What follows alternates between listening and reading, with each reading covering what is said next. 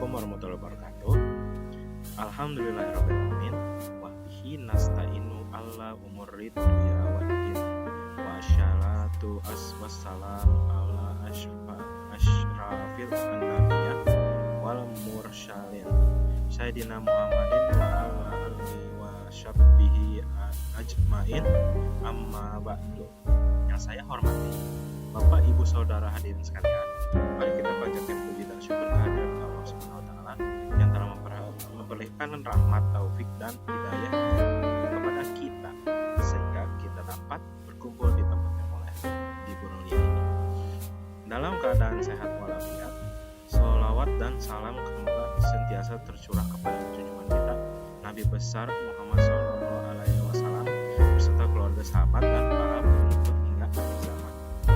Hadirin yang dirahmati Allah Subhanahu wa taala, pada kesempatan yang singkat ini izinkan saya menyampaikan untuk kultum mengenai sebuah tema yang sangat penting bagi kehidupan kita sebagai muslim. Al-Quran dan hadis adalah warisan yang terbaik. Saudara-saudaraku sekalian, seringkali kita bicara tentang warisan, pikiran kita langsung tertuju kepada harta, tanah, atau benda yang berharga yang ditinggalkan oleh orang tua atau pendahulu. Namun, tahukah kita bahwa yang paling penting, paling agung, paling mulia, dan tidak ternilai harganya adalah yang ditinggalkan oleh Rasulullah SAW.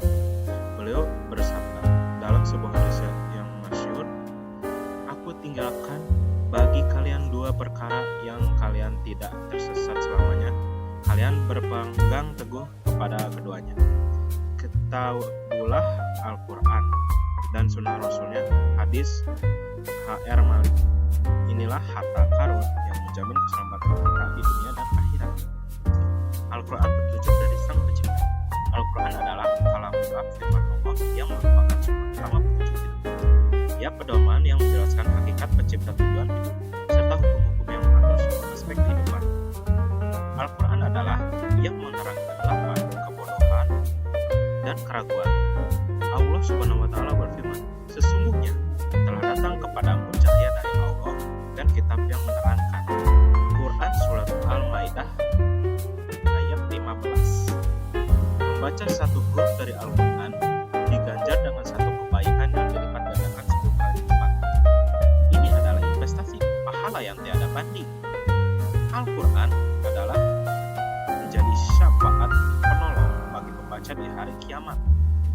Oleh karena itu, jangan jadikan Al-Quran sekedar penjaga di lemari, namun jadikan ia bacaan harian, hafalan, dan yang terpenting pedoman dalam setiap langkah kita. Yang kedua, hadis. Hadis penjelasan teladan hidup bagi Nabi. Warisan kedua adalah hadis, yaitu segala perkataan, perbuatan, dan ketetapan persetujuan Nabi Muhammad SAW.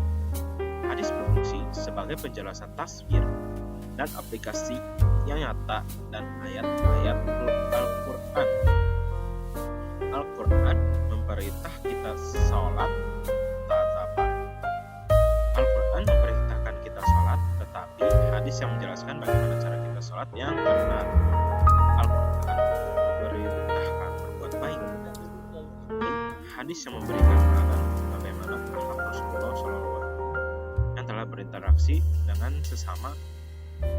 Allah Subhanahu wa taala berfirman, Quran Surat Al-Ahzab ayat 21. Sesungguhnya telah ada pada diri Rasulullah itu suri teladan yang baik. Maka berpegang teguh pada hadis berarti meladani pribadi Rasulullah SAW yang merupakan contoh sempurna bagi seluruh umat manusia. Hadirin sekalian, warisan duniawi seberapapun besarnya pasti akan habis dan sirna.